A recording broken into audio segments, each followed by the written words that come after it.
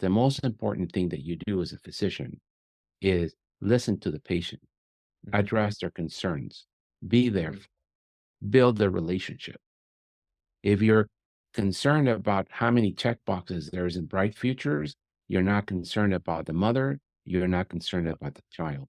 And that's a travesty because it's really taking the pediatricians and the family doctors out of the game of relationships and out of the game of autonomy and turning them into checkboxers. I just want to make sure like how you're feeling and things like that. And then I uncover something brand new. I want to kill myself most of the time. I did my job and then I figured out what's going on and I sent them to the emergency room. Every hour you're spending with a patient is 2 hours on the EMR. And so that level of administrative burden combined with the low reimbursement, it doesn't inspire people to want to go into it when you're carrying that much debt and you work that much harder. You talk 40 minutes about depression, it's not reimbursed as much as that earwax removal. Yeah. So it's a payment problem, and the payment problem distorts everything. It's a payment problem that what I call the support clinicians are not paid enough. So the dietitian, the psychologist, the care coordinators, the social workers, the pediatric endocrinologist, the pediatric neurologist, the pediatric behavioral health subspecialist, they're nickel and dime. The problem is that we spend too much money at the end of life. We spend about $350,000 to $400,000 at the end of life for futile care.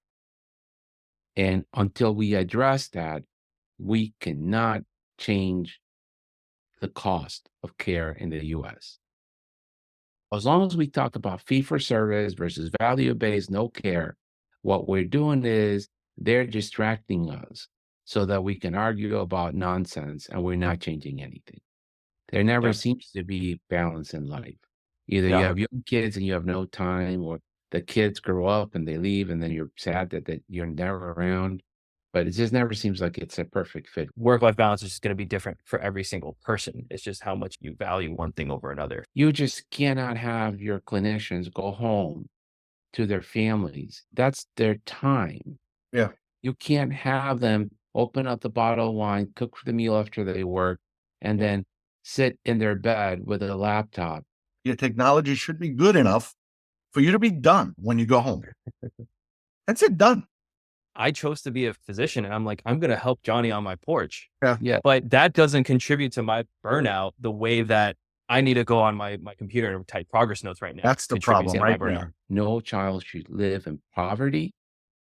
Every child should have access to a decent education so they can pursue their dreams. I don't care what insurance you have. Come on down. That's the way it's supposed to be. We made the system too complicated and inefficient, and it's not serving our society value-based. They sent kids from the emergency room with a meter dose inhaler. Yeah. And no aero chamber. Or they give them the aero chamber. They never tell the parent that they got to wait till the kid takes 10 breaths. Yeah. I have them come in with the inhaler and I watch them do this. And then all the smoke comes out of their mouth, right? They're not getting any treatment. No wonder they're landing in the yard.